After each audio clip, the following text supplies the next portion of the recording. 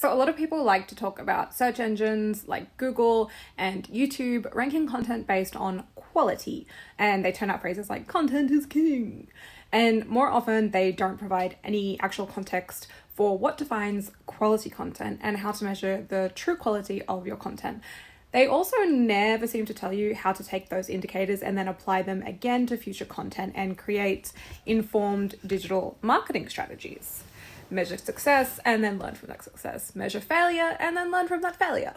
So, how do you actually test the quality of content? How do you, as a content manager or creator, begin to understand the micro trends reaching your audience, keeping them interested, and most importantly, helping them solve their problem?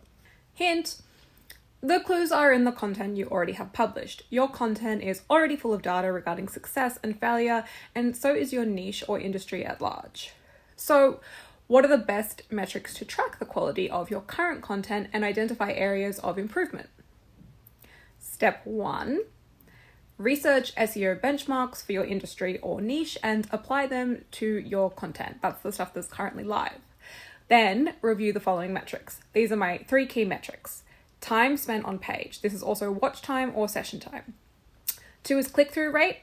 And then you also have events, which is how many people clicked through to the end goal, whether that's a document download, a sale, etc., etc.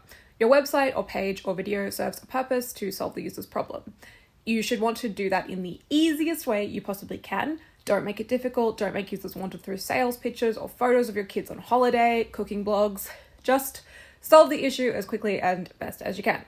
Make improvement according to best practice, track the successes and failures in this new strategy, and then review and adjust. It's a hamster wheel, you learn it each time, and then Google changes the algorithm and you have to learn something new.